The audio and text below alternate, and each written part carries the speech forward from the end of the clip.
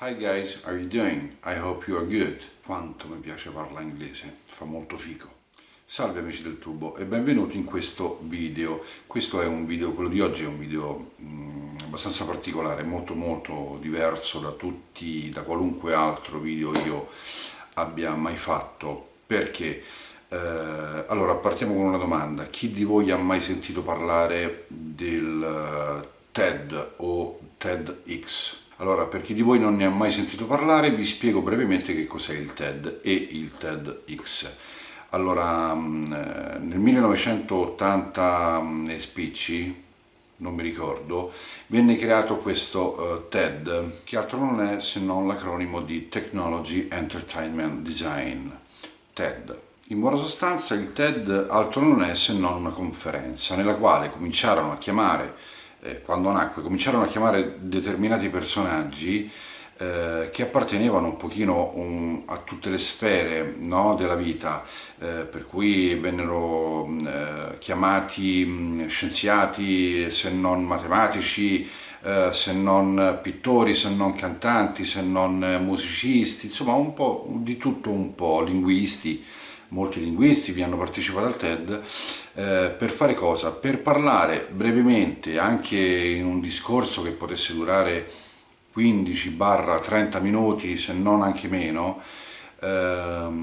di qual è la loro idea dell'invitato, di quale potesse essere la loro idea al fine di cambiare, per cui migliorare il mondo. Col passare del tempo il TED si è trasformato, si è evoluto, tant'è vero che qualche anno dopo, qualche anno più tardi, venne fondato il TEDx, che altro non è se non, come posso spiegare, un premio. In buona sostanza che cos'è? È un premio il TEDx, è un premio economico che viene dato non a tutti ma solo a determinati personaggi. Per esempio, chi è che ha vinto il TEDx, ma non ricordo, perdonatemi l'anno, andatevelo a vedere, dopo lo farò anch'io, fu Bono Vox, il cantante dei U2. Lui vinse per il suo impegno per il sociale, bla bla bla, tutte le cose che sappiamo di, come si chiama, di Bono Vox. Comunque ecco, lui vinse qualche anno fa, vinse questo TEDx e parlò al TED. Ora il TED che cos'è? Altro non è che una conferenza nella quale i personaggi che vengono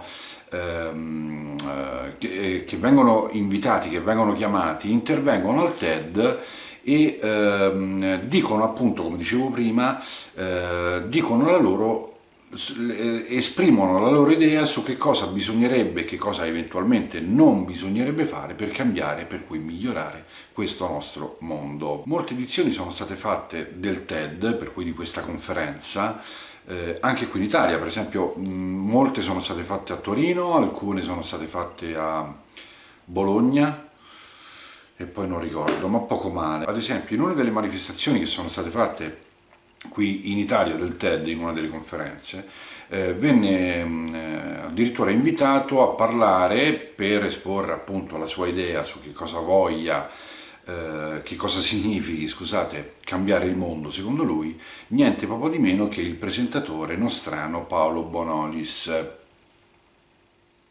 Qualunque paese del mondo può organizzare il TED, purché l'organizzatore del paese che ha intenzione appunto di organizzare questa conferenza rispetti determinati canoni imposti dall'organo di controllo del TED medesimo, che è americano. Comunque nel 2014, per cui arriviamo adesso al mio video, nel 2014, al tema del mio video, viene invitato al TED di Melbourne, in Australia, EMMANUEL, il famosissimo chitarrista acustico, come ama definirsi lui, appunto il one man band, cioè la band composta da una persona sola, lui. Io ho preso la partecipazione al TED di Melbourne. Perché Melbourne? Perché Tommy Emmanuel è australiano, è nativo dell'Australia.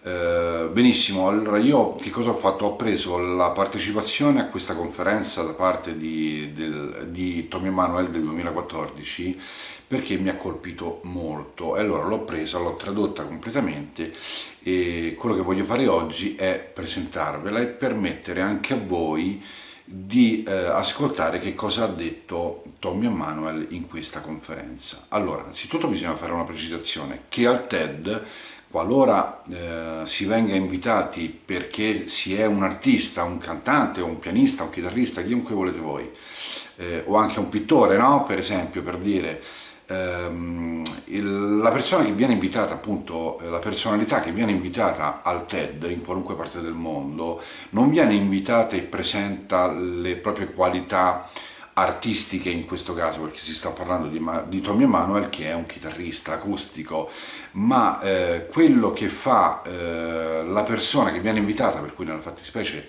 il chitarrista, in questo caso stiamo parlando del chitarrista, di un chitarrista, dicevo appunto non fa un concerto, ma attraverso la propria musica esprime se stesso e cerca di condividere con la platea che è presente all'interno del teatro nel quale si svolge la conferenza, il TED, cerca di esprimere qual è la sua idea di vita e la sua idea per migliorare il mondo. Allora, a me ha colpito moltissimo quello che ha detto, tutto il discorso che dura 16 minuti, non di più, insomma poco più di un quarto d'ora. Ha colpito moltissimo, hanno colpito moltissimo, scusate, le parole che ha detto Tom EMMANUEL in questa conferenza del 2014 a Melbourne in Australia. Io altro non ho fatto se non prendere il video, tradurlo completamente e mostrarvelo. Spero vi piaccia per questo spaccato di cultura, no? Di cultura che voglio comunque condividere con voi, per cui ecco, fatemi sapere dopo nei commenti che cosa ne pensate, nel bene e nel male. Non sto a ricordarvi adesso di iscrivervi al canale o di venirmi a trovare su Instagram o di mettere un pollice in su se il video vi è piaciuto o di scaricare gratis le mie musiche da www.soundcloud.com all'indirizzo Corrado Tales. No, penso che queste cose non ve le dirò, ma vi lascio al video completo della partecipazione di Tom EMMANUEL al TED di Melbourne in Australia del 2014. Spero che a voi piaccia un quarto di quanto è piaciuto a me, perché se vi piacesse solo un quarto di quanto è piaciuto a me, vi piacerebbe moltissimo. Buona visione e noi ci vediamo al prossimo video. Ciao! Thank you very much. I'm going to start by telling you that I'm a musician and I travel the world playing concerts. I play about 300 concerts a year. That's how I make a living. It's also my calling in life. I'm one of the luckiest people on the planet. I get to make a living doing what I love. And people say, are you in the music business? I call it the happiness business. I play music and you get happy. That's what matters to me. So I was on a long flight in business class. I was hobnobbing it up in business class, and the gentleman beside me starts talking to me, and he says, so what do you do for a living? And I said, I'm a guitar player. And he looked at me like I was in the wrong place, you know, I should have been downstairs. And and he said, you make a living playing the guitar? Wow. What band do you play with? And I said, I don't play with a band. I play solo. And he said, oh, so you're a singer? I said, no, I'm a guitar player. But then I started thinking about it. You know, I do have a band. The band is me, and I think like a band. And that's what's different about what I do. I think like a band when I play and when I write and when I perform. And that's how I hear music. I hear it as if it is a band, and I write as if I'm writing for a band. So I'd like you to meet my band, just to get started, and that is my bass player,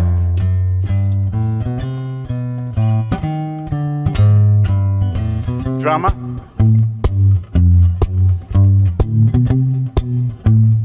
I got a rhythm guy as well.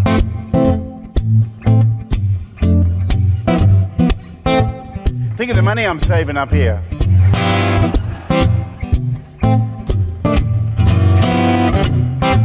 And then finally the melody guy.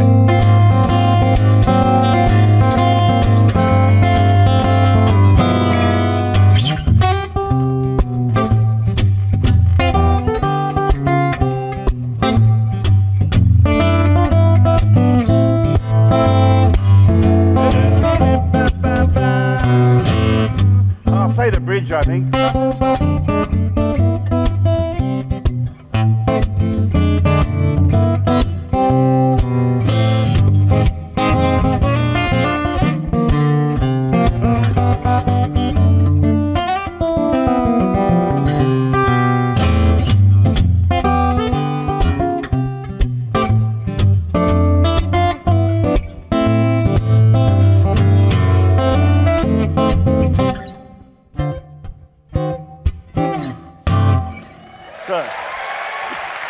Thank you. That's my one-man band. Thank you. And I wouldn't be standing up here tonight and playing this way if it wasn't for a great man by the name of Chet Atkins. And I was about 7 years old when I heard him. I was on the road with my family. I'm one of 6 children, and 4 of us played music. But we were driving along in the car, and I tuned in the radio, and I heard this song by this American guitar player by the name of Chet Atkins. And what he was doing is something I'm just going to quickly explain to you. With his thumb, he was playing what the left hand on the piano would play, the accompaniment, and then with his fingers he was playing the melody and the harmonies. And this is what it sounds like. Here's the accompaniment.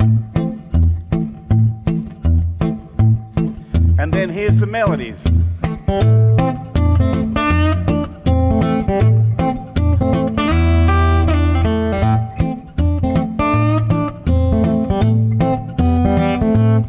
Is that enough? I'll play with it.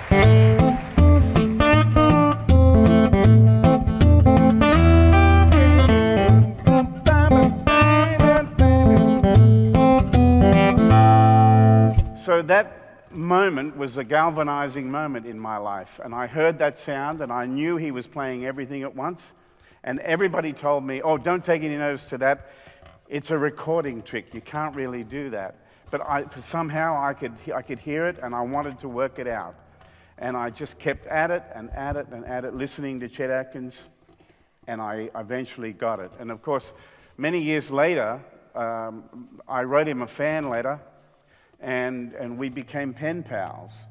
And then by the time I was in my early 20s, I had learned so much of his material and taught myself to play in a way that was different from everybody else. And I knew it, and I was enjoying it so much. It was so much of a challenge and so creative in its own way. And when I eventually got to meet him, I played for him, and he confirmed that I was doing everything right, even though I had no training. And I still haven't had any training. I still don't read or write music, but I can write you a song, I just can't write it out on paper. So anyway, this style that I developed has helped me to keep my one-man show interesting and to try to come up with new ideas. So in my late teens, I started listening to a lot of pop music and trying to come up with arrangements using these techniques, the technique of playing everything at once. So, some tunes by the Beatles make really interesting pieces, and they have become a big part of my repertoire, and people love it, where you get that.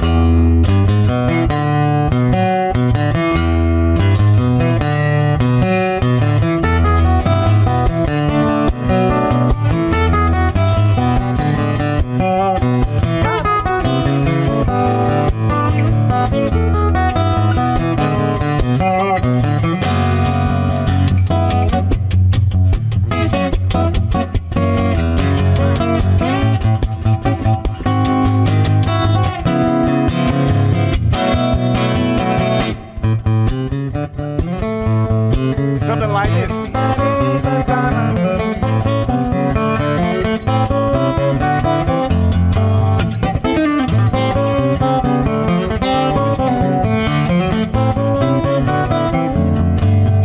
So you get the idea, right? Thank you. And another thing I started doing when I was young was banging on my guitar like a drummer, because I am a drummer. I've always played the drums and loved it.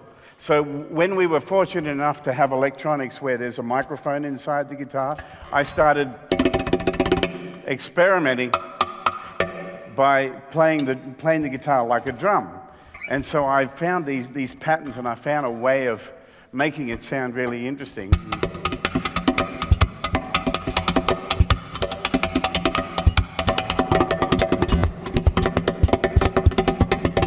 And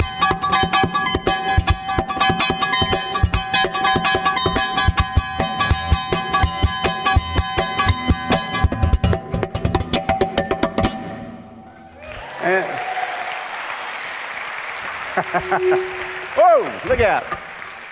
And then I started trying to use my imagination and try new things. So I got myself a brush and I started doing this.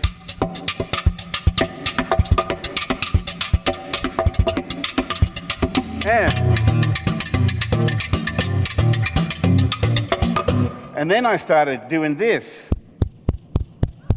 with my brush so I could get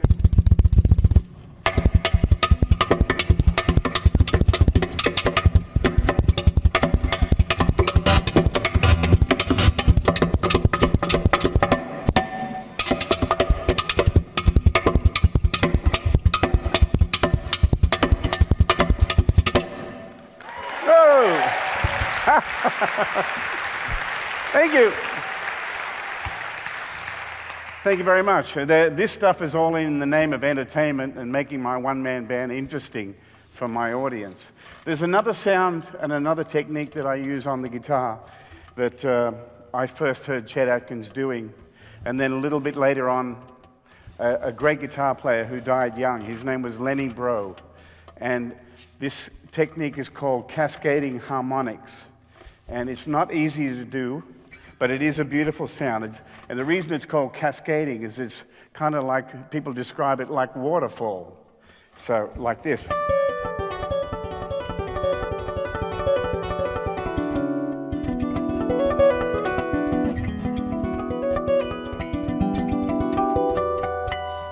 And I use this technique to make my arrangements interesting and create parts of my show that become very intimate with the crowd.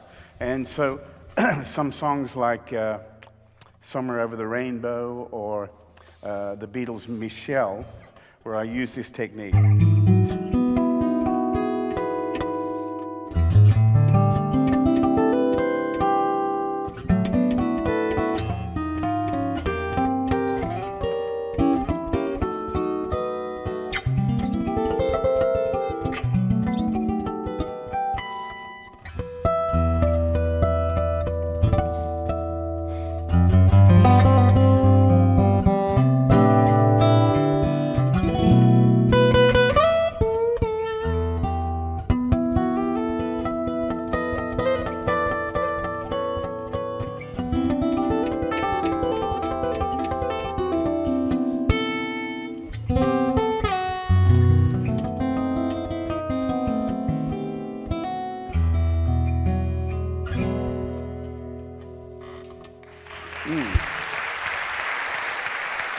Thank you.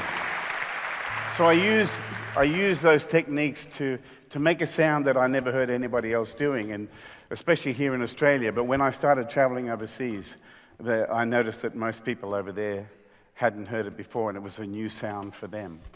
Now, and these are all things that I got from Chet Atkins, and one of the things that I think I learned the most from him would be the quality of songs that you choose to play. And the other thing was, I quickly learned that if I wanted to stand out as a musician, I should play my own songs. So I started writing songs at a very young age, and I spent a lot of time learning the craft of songwriting And it's one of the parts of my life that I really love the most. And I want to play you a little bit of a song that I wrote. I read a book called The Journals of Lewis and Clark. And Lewis and Clark were these explorers who discovered the American West, and they were led by a young native girl. And after I read this book, it challenged me to write a song and to describe the American West and the great unknown and constant travel. So let me play you a little bit of this song. If you want to close your eyes and imagine you're out in the American West, that's what you can do. That's what songs do. They transport us and take us.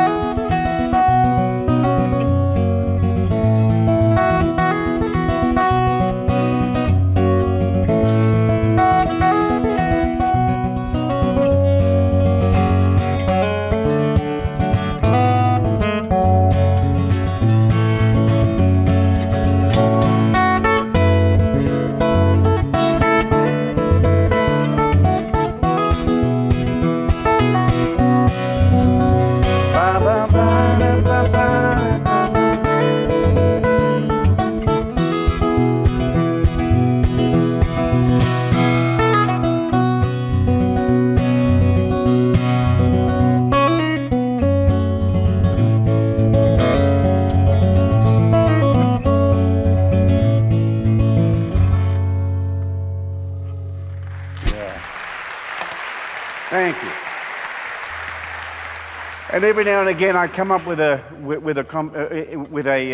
arrangement that involves quite a lot of my techniques, all involved in one song. And one of those songs is this song, Classical Gas.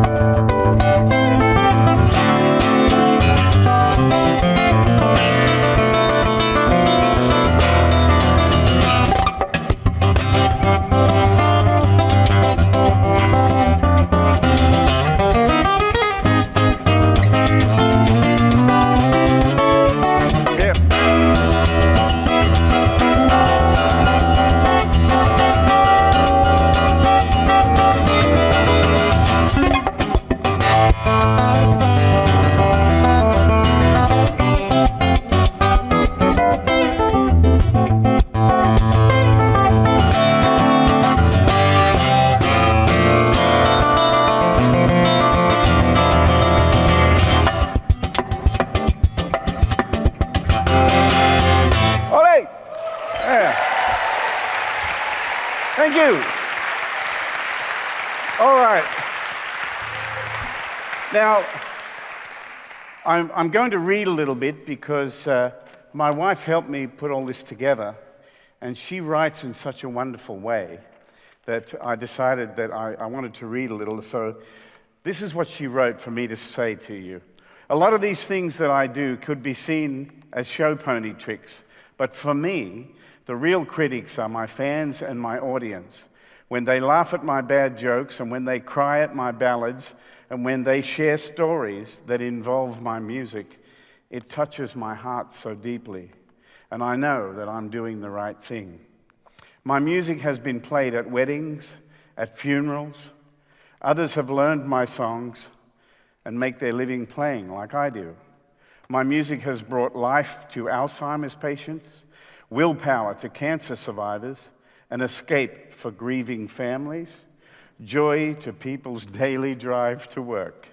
I hear these stories and I know that music goes beyond what we see, hear, and feel. There's some innate sense that gets triggered by it, and no matter how tone-deaf you think you are. That's why we tap our foot when we hear a groove like this.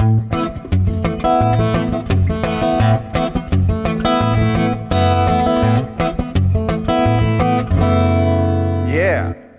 There's another point that I wanted to make here, and it was one of the things that has enabled me to live the dream life. In other words, do what I really love and achieve my goals. Chet Atkins once told me that I am the most fearless player he'd ever met. And I think that being fearless is a huge part of breaking molds and raising self-belief. I have had many times in my life where people told me that my plans were rubbish, they were crazy, that I would fail. But I ignore the critics and I keep working to make my show and my life better and better. Music brings people together, and I love being a catalyst for it. So I play my shows, I meet my fans as often as I can, I answer their questions on my forum, I read their Facebook comments, I upload videos to YouTube for them to enjoy. I continue to tour around the world and take my one-band band with me. And just remember, folks, that life is not a rehearsal, so you better get on with it. Thank you.